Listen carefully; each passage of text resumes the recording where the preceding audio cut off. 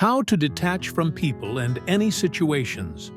What if the key to peace wasn't about controlling people, but about learning to detach from them with wisdom and strength?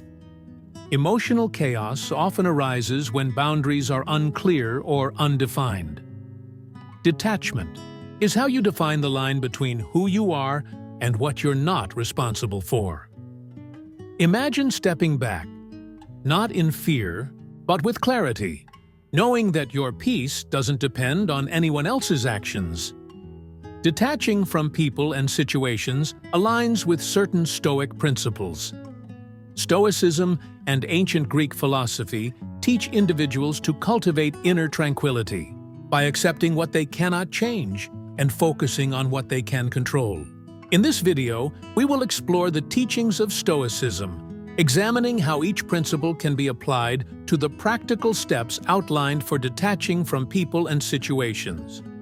Taking a step back from that person for a while, Stoicism teaches us the importance of maintaining our inner tranquility regardless of external circumstances. The first step in detaching from someone is to step away temporarily. This is not a gesture of avoidance, but a strategic move to gain perspective and prevent our emotions from clouding our judgment. Stoic philosopher Seneca, in his letters to Lucilius, emphasized the need for retreat to understand oneself better. He wrote, "Retire into yourself as much as you can. Associate with people who are likely to improve you. Welcome those whom you are capable of improving." The process is mutual. Men learn as they teach. This means taking a temporary break to reflect on the situation and your emotional responses. Stoicism teaches that our reactions are within our control, and by stepping away, we create space to choose our responses consciously. Allow yourself the solitude to contemplate your feelings and thoughts. Use this time to assess the situation objectively without the immediate influence of emotions. Seneca's words echo the Stoic belief that self-awareness is the first step toward mastery over one's feelings. You're in a busy city, and everything around you is loud and chaotic. Stoicism suggests that when dealing with tough feelings or a confusing situation involving someone, it might be wise to take a little break. It's like finding a quiet spot in the middle of the city to catch your breath. Think of this break as pressing a pause button. It's not about avoiding the situation forever, but about giving yourself a chance to think without the noise of emotions buzzing around. The Stoic philosophers, those ancient figures of wisdom, spoke extensively about finding a quiet place within ourselves. Seneca, one of those wise thinkers, once said, "Retreat into yourself as much as you can." It's like taking a step back to get a clearer view. In simple terms, it's a bit like taking a timeout in a game. You don't leave the game forever. You step away for a moment to clear your head. Stoicism teaches us that our feelings are a bit like the weather. They come and go. By stepping away, you're giving yourself a chance to let the storm in your head settle down, making it easier to figure out what to do next. Remember, this step isn't about running away. It's about pressing pause to find a quiet space in the middle of life's noise. Stoicism suggests stepping away because it believes that when things get tough, our emotions can act like a storm that clouds our judgment. By taking a little break, we can let the storm pass and see things more clearly. The Stoic idea is that in this quiet space, we can make choices based on reason rather than just how we're feeling in that moment. Find a quiet place or a quiet time, like taking a short walk, sitting in a park, or just being alone in your room. The key is to create a little space for yourself where you can think without distractions. Remember, it's not about escaping forever. It's about creating a moment of peace to find clarity and insight. Think about whether you should distance yourself. The second step in detaching from people involves carefully considering whether distancing is a rational and virtuous choice. Stoicism encourages us to align our actions with reason and virtue. emphasizing the pursuit of eudaimonia, or flourishing through moral excellence. The Stoic concept of oikeiosis, which refers to the idea of appropriation or familiarization, suggests that our natural inclination is toward virtue and social harmony. However, not all relationships contribute positively to our moral growth. The Stoics, like Epicurus, urged us to evaluate our associations and choose wisely. While we cannot control our external circumstances, we can always choose how we respond to them. Reflect on the nature of your relationship with the person in question. Are they supportive of your moral development and well-being? Stoicism teaches that distancing oneself from toxic or harmful relationships is not a sign of weakness, but rather a demonstration of wisdom and virtue. The Stoic philosopher Epicurus, who was born into slavery, exemplified this teaching through his emphasis on inner freedom, regardless of external constraints. Imagine you're hanging out with friends, and one of them starts doing things that don't make you feel great. Stoicism suggests that, just like choosing good friends, you should consider whether it's wise to keep spending time with this person. In simpler terms, it's like asking yourself, is being around this person helping me grow and be happy? Or is it making things more complicated? The Stoics would refer to this as evaluating whether it's a prudent choice. Stoicism emphasizes choosing things that make us better people. So the idea here is to consider whether the person you're with is enhancing your life or complicating it. The Stoics believe that good friends are like sunshine for our souls, helping us become better versions of ourselves. Imagine your friend is like a plant. If you water it, it thrives and becomes healthy. But if you don't, it might struggle. Consider whether the people around you are like water for your plant, or more like a thunderstorm. If being around someone feels like sunshine, that's awesome. If not, Stoicism suggests it might be wise to create a bit of distance. Remember, it's not about being mean or avoiding problems. It's about making choices that are good for your heart and mind. Stoicism aims to enhance life, and that includes the people we choose to surround ourselves with. Third, have a conversation with someone you trust. Stoicism, despite its focus on self-discipline and inner strength, does not advocate isolation. Human beings are social creatures, and seeking guidance and support from trusted individuals is integral to the Stoic path. In the third step of detaching, the Stoic perspective encourages us to engage in open and honest communication with someone we trust. This aligns with the Stoic idea of the philosophical friend, someone with whom you can share your thoughts, fears, and struggles. Seneca, in his letters, wrote extensively about the importance of friendship and its role in our pursuit of virtue. He stated, "The greatest blessing that can be bestowed upon a man, the next to that of a sound judgment and a modest temper, is that of a friendly acquaintance, a man he may consult just as he would a mirror." Please share your thoughts and emotions with a trusted friend, one who knows the Stoic values of wisdom and virtue. This conversation serves not only as a cathartic release, but also as an opportunity to gain valuable insights and perspectives. Stoicism teaches that by opening up to others, we strengthen our social bonds and foster a sense of community, which are essential elements in our journey toward detachment. Stoicism suggests that when you're dealing with tough feelings or a confusing situation, it can be incredibly helpful to talk to someone you trust. Imagine this person as your wise gaming buddy who can offer you valuable tips. Stoicism emphasizes the idea that we're not meant to face everything alone. Just as superheroes have sidekicks, Stoicism indicates that we should have someone with whom we can discuss our thoughts and feelings. The Stoic philosophers believe that sharing our struggles with a friend is like having a secret weapon against life's challenges. Think of someone you trust, such as a friend, family member, or even a teacher. It's comparable to picking your game buddy. When things get tricky, share what's going on with them. It could be in person, over the phone, or even through messages, whichever feels right. Remember, you're not burdening them. You're sharing your glow, and just like a good game buddy, they might offer insights or perspectives you haven't considered. Stoicism teaches that facing challenges with a friend by your side can make the journey much smoother. The fourth step establishes limits on your feelings. The Stoic philosophy places a strong emphasis on understanding and managing our emotions rather than suppressing them. Stoicism encourages us to recognize and acknowledge our feelings while maintaining rational control.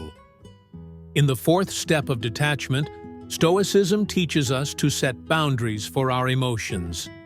This does not mean becoming indifferent or unfeeling. Instead, it involves exercising control over the intensity and duration of our emotional responses. The Stoic concept of apatheia, often misunderstood as complete emotional detachment, actually refers to a state of tranquility achieved by mastering one's emotional responses. Epicurus, a prominent Stoic philosopher, articulated this concept by stating, "We have the power to suspend the action of the passions, or at least to resist our inclinations." Consider the Stoic practice of negative visualization, which involves contemplating potential challenges and losses to prepare for them mentally. By setting limits on our feelings, we can approach situations with a measured and balanced perspective, preventing emotions from overpowering reason. Imagine your feelings as colorful blocks. Sometimes they pile up and form a tall tower. Stoicism suggests that it's wise to establish some rules regarding how high your tower of feelings can grow. In simpler terms, when you're facing challenging situations, Stoicism says it's okay to acknowledge your feelings, but it's also prudent to ensure they don't overshadow everything and create instability. Stoicism views our feelings as similar to those colorful blocks. They can be enjoyable, but if we stack them too high, things may get shaky. The Stoic philosophers discussed finding a balance, much like constructing a tower that's tall enough to be intriguing, but not so tall that it topples over. Imagine your feelings are blocks of different colors: happy, sad, angry, and so on. It's like saying, "Hey, I'm okay with feeling these emotions, but I don't want them to take over everything."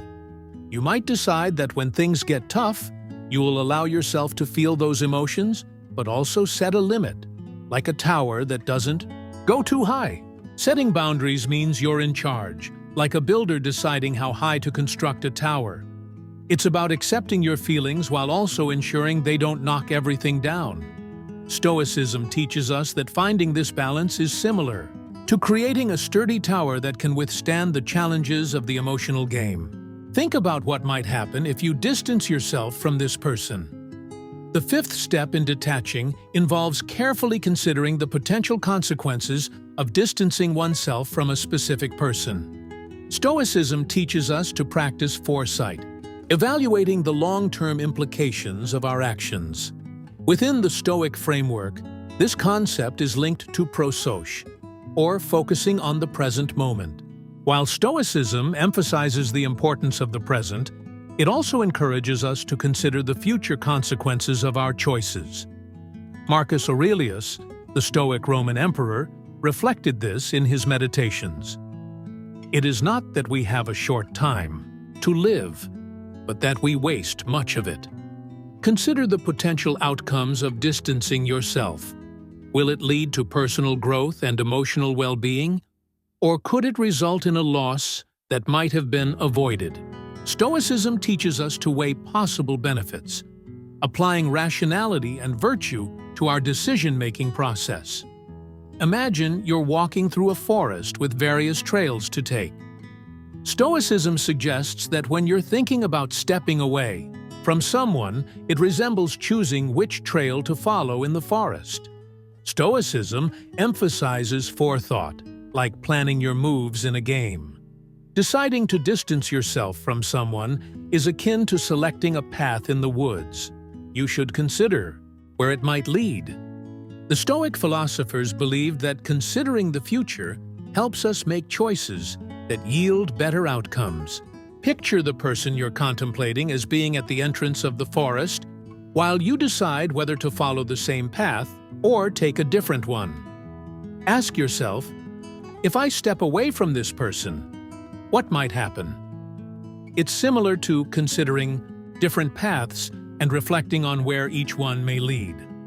Stoicism teaches us that thinking ahead is like having a map in the forest. It helps you make wiser choices. So, before you choose to distance yourself, take a moment to visualize the potential outcomes. It's not about predicting the future, but rather being a mindful explorer in the forest of life. Take a break from social media. The prevalence of social media in today's society has introduced new challenges to maintaining emotional well-being. Stoicism, with its timeless wisdom, provides valuable insights into managing our relationships with digital platforms and the constant flow of information.